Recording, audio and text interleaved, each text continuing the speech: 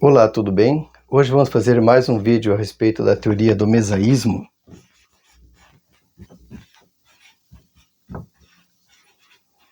Que é a ideologia do centro.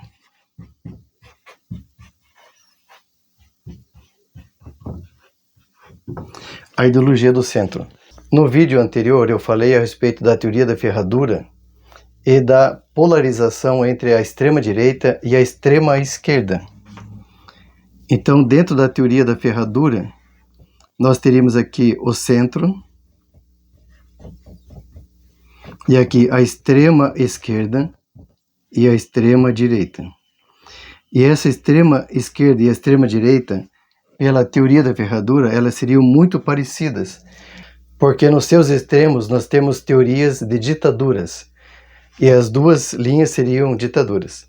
Só que eu também mostrei que a extrema-direita ela não existe, porque aqui nós teríamos o estado mínimo, e no estado mínimo, pela teoria do Adam Smith, é impossível ter extrema-direita. Esse estado mínimo levaria para a anarquia, que era a ausência de Estado. Mas isso é um assunto que já foi falado. Hoje o que eu quero falar é a respeito de quem está no centro. Quando existe um jogo entre dois lados que são extremados, como nós temos hoje, a direita e a esquerda, o Lula e o Bolsonaro, e como nós temos nos Estados Unidos os democratas e republicanos, existe um conflito extremo dos dois lados. E esses dois lados, eles se odeiam. Os dois lados se odeiam. E uma outra questão interessante é que os dois lados odeiam quem está no centro. Na teoria da ferradura, o centro é chamado como marasmo ideológico. Marasmo ideológico. Porque como aqui não tem atrito, é um estado mais próximo do centro, não existe conflito, portanto seria marasmo. Mas isso não é verdade. Isso não é verdade porque quando nós estamos num estado de extremo de conflito entre esses dois lados, os dois lados odeiam o centro e chamam esse centro de isentões.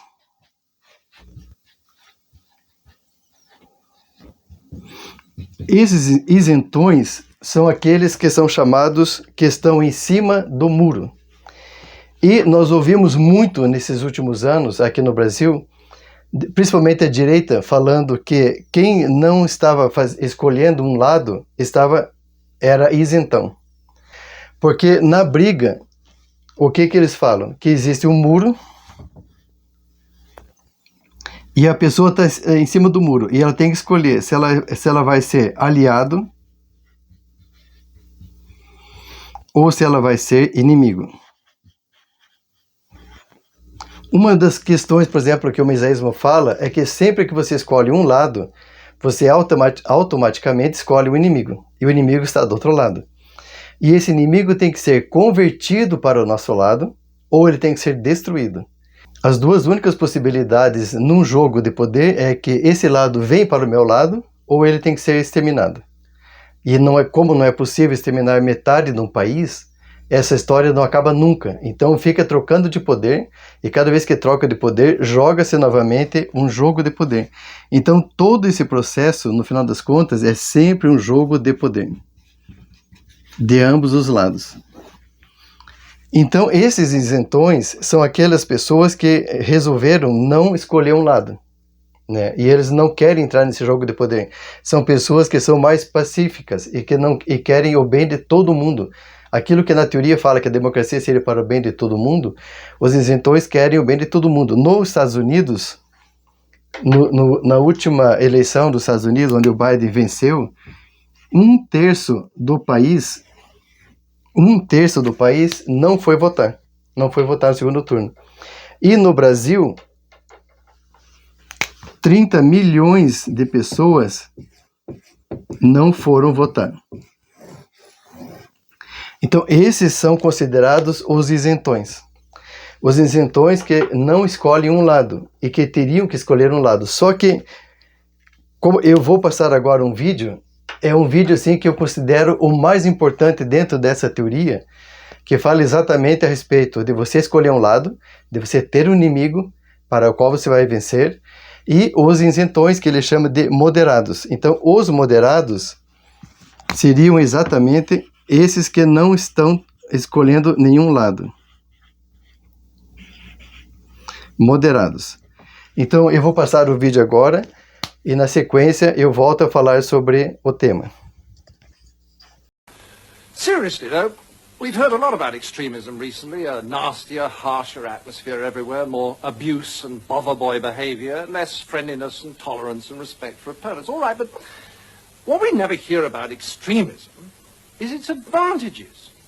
Well, the biggest advantage of extremism is that it makes you feel good, because it provides you with enemies. Let me explain. The great thing about having enemies is that you can pretend that all the badness in the whole world is in your enemies and all the goodness in the whole world is in you. Attractive, isn't it? So, if you have a lot of anger and resentment in you anyway, and you therefore enjoy abusing people, then you can pretend that you're only doing it because these enemies of yours are such very bad persons. And that if it wasn't for them, you'd actually be good-natured and courteous and rational all the time. So, if you want to feel good, become an extremist. Okay, now you have a choice. If you join the hard left, they'll give you their list of authorized enemies. Almost all kinds of authority, especially the police, the city, Americans, judges, multinational corporations, public schools, furriers, newspaper owners, fox hunters, generals, class traitors, and, of course, moderates. Or, if you'd rather be an extremist on the hard right, no problem, fine, you still get a lovely list of enemies, only they're different ones.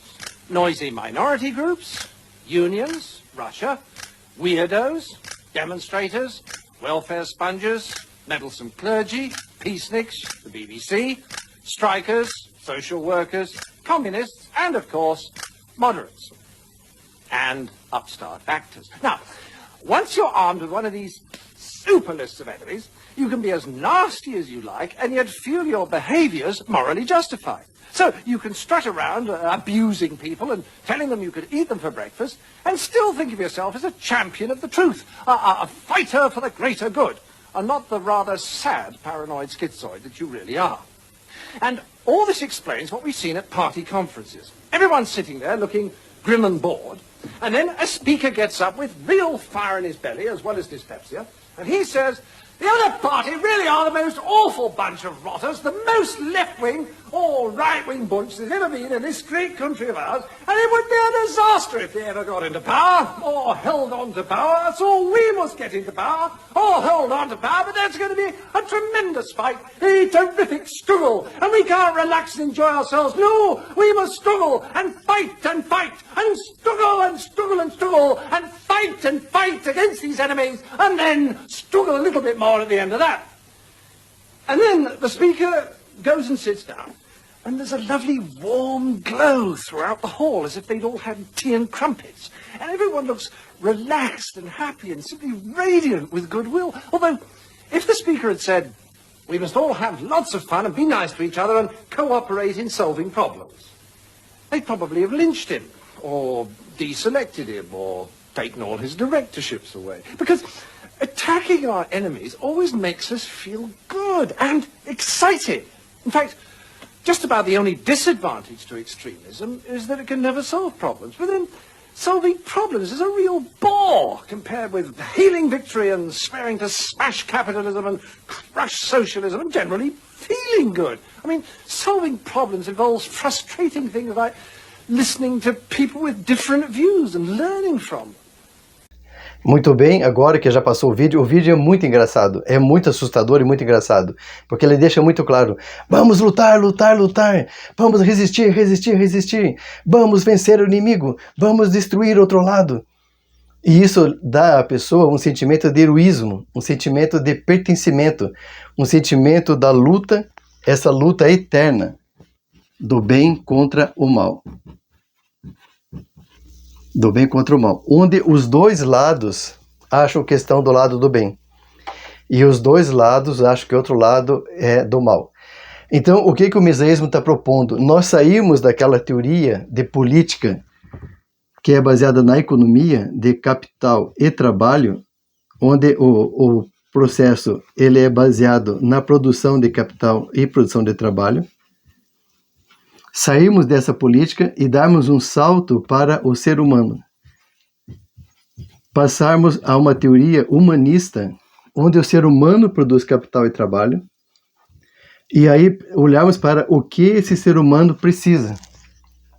O que esse ser humano realmente precisa. Em 1994, Anthony Giddens, um sociólogo inglês, ele criou uma teoria chamada terceira via.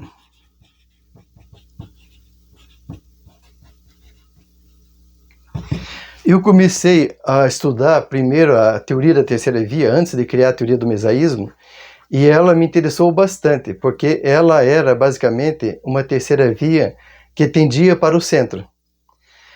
Só que no final das contas, ela não tendia para o centro, ela tendia para a social-democracia.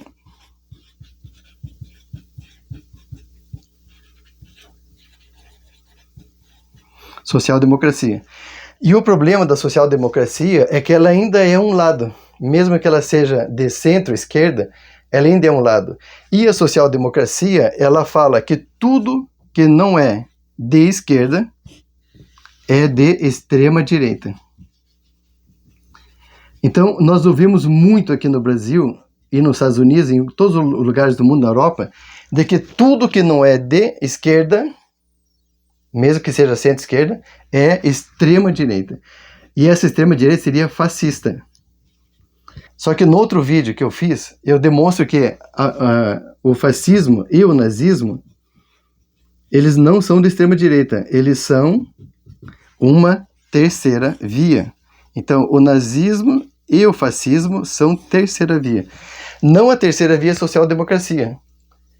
Ela é uma terceira via que não está focada nem no capital nem no trabalho. Ela está focada nem no ser humano. Eles estão focados na nação e na raça. Então, ela não é uma teoria política baseada no capital e no trabalho. Embora Mussolini fosse social-democrata, ele nasceu e morreu social-democrata, isso está escrito na minha teoria, está escrito no testamento do Mussolini. E no meu último vídeo eu mostro isso. E o Hitler, ele fala, eu não sou capitalista nem sou socialista, porque o Hitler odiava os judeus que eram capitalistas, que faziam o capitalismo internacional, o dinheiro estava na mão dos judeus, como dizem algumas teorias de conspiração, até hoje está na mão dos judeus.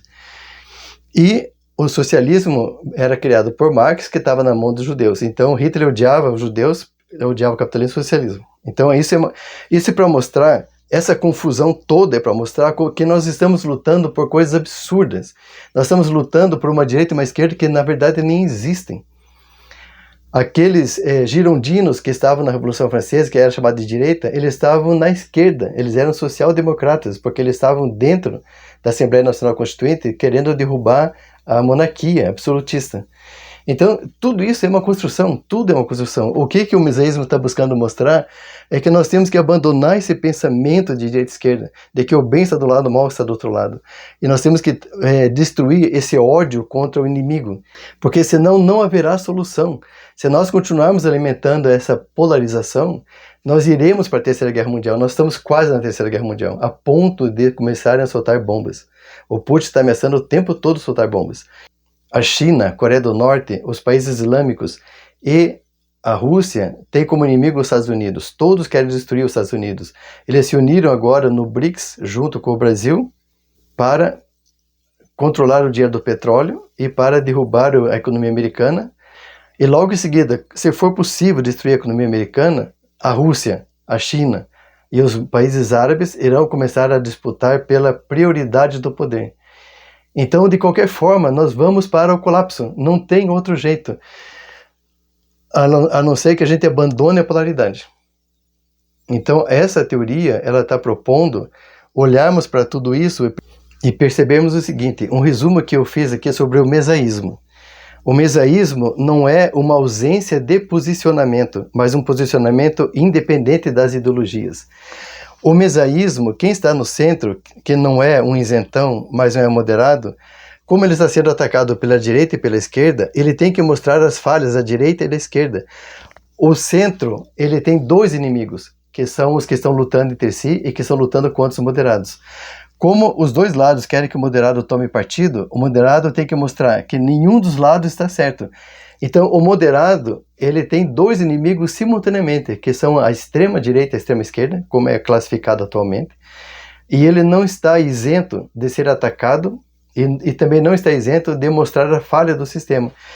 Essas pessoas, esses 30 milhões que não foram votar, esses 80 milhões de que não foram votar, eles têm que mostrar que os dois lados têm coisas certas e têm coisas erradas.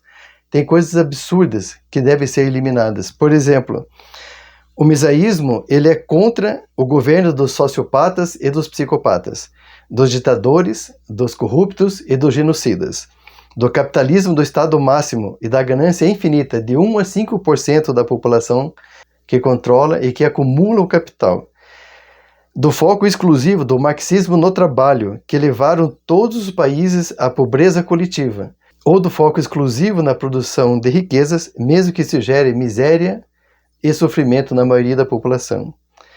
O mesaísmo não parte de uma teoria econômica exclusiva de esquerda ou de direita, mas das necessidades locais e temporais de cada situação.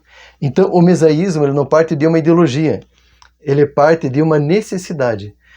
Os políticos do mesaísmo, eles têm que olhar para cada região, cada local, cada época e definir quais são as necessidades locais, principalmente perguntando para as pessoas o que é que vocês querem, o que é que vocês precisam. O político do Nordeste tem que chegar no Nordeste e perguntar o que você quer, o que é que você precisa. O político do Sul tem que perguntar aos sulistas, assim como do Norte, perguntar aos amazonenses o que é que vocês querem, o que é que vocês precisam, e oferecer a eles o que eles pedem, sem uma ideologia diretora, sem uma meta específica a partir de uma teoria política econômica. Essa é a ideia do mesaísmo, atender às necessidades. Eu, por exemplo, quando atendo um paciente, eu pergunto o que que você precisa? Qual é o motivo da consulta? Do que você sofre? E a partir daí, buscarmos dentro da dinâmica da história daquela pessoa, o que ela precisa, qual é a terapia que poderia aliviar o seu sofrimento ou extinguir esse sofrimento. Então, o mesaísmo, ele só será possível quando entendemos profundamente que se não formos para o centro filosófico e não econômico, acabaremos com a extinção da nossa espécie. Então, o mesaísmo só será possível na prática quando todos nós entendemos que se nós não formos para o centro, a nossa única saída será a extinção da espécie, ou pelo menos a destruição do mundo como nós conhecemos. Fica aqui o meu convite a vocês que estão assistindo, que fazem parte dessas pessoas que não querem a destruição, que não têm ódio pelas pessoas que optam por um lado ou por outro lado, e que querem o bem de todas as pessoas. Clique no gostei do vídeo, passe para as pessoas que você acha que irão entender essa mensagem, tragam sugestões, tragam suas perguntas de como nós podemos trabalhar, porque essa teoria é iniciante, ela é totalmente revolucionária, ela desconstrói tudo que nós acreditamos até hoje. Então eu preciso de colaboradores, eu preciso de pessoas que se associem a essa ideia. Esses milhões de pessoas podem fazer a diferença. E quiçá um dia, uma terceira via, baseada na filosofia do mesaísmo, seja possível de colocar alguém para governar o nosso país e o mundo. Muito obrigado por enquanto.